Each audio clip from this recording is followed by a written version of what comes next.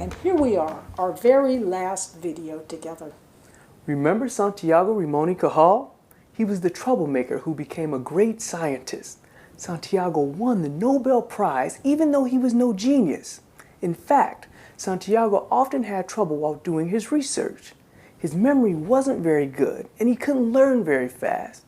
But we now know that Santiago's learning challenges also gave him advantages that sometimes help him do even better than geniuses. And Santiago did still more. But right now, we want to congratulate you. What you've learned in these videos will help you for the rest of your life. We've shared a lot together, and you've also put up with a lot of our zany metaphors. Don't forget them. Now, it's your turn. Share what you've discovered about learning in these videos. Tell these ideas to your friends, or your brother, sister, cousin, even your parents and teachers. You can make up funny stories, draw pictures, and do stage plays.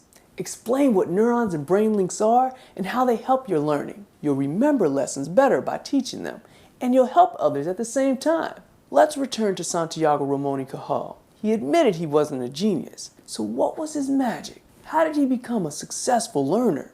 There are 3 keys. First, Santiago kept his options open.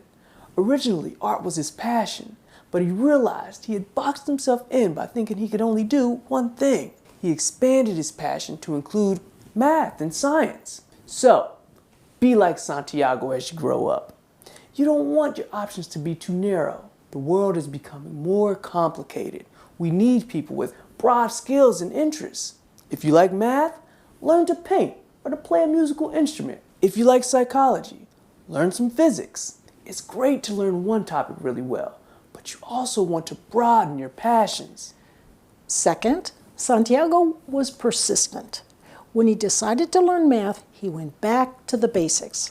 Slowly, he worked his way upwards. It was hard, but he just kept at it. Persistence is key in learning. But remember that persistence doesn't mean working away without stopping. It means that after you've taken diffuse mode breaks, you keep returning to your work. Third, Cajal was flexible. Race car brain learners can be right more often than others, but this also creates a trap. Some super smart learners can end up jumping to conclusions. When they've made an incorrect conclusion, it can be hard for them to admit it and to correct it because they're not used to making mistakes. Since Cajal wasn't a genius, he got a lot of practice correcting mistakes. When Cajal became a scientist, he actually looked for ways to find out whether he was right or wrong. When he was wrong, he changed his mind.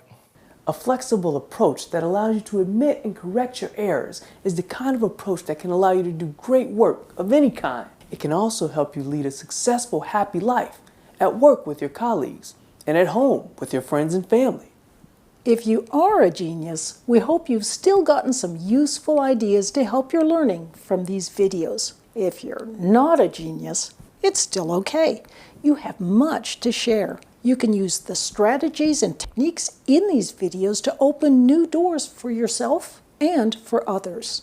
Remember, you're never alone in your learning. Using your mind's eye, you can see us walking on your mental mouse paths beside you. We're cheering you on as you learn. I'm Barb Oakley. I'm Greg Hammonds. And I'm Terry Sinofsky. We and Arizona State University wish you happy learning.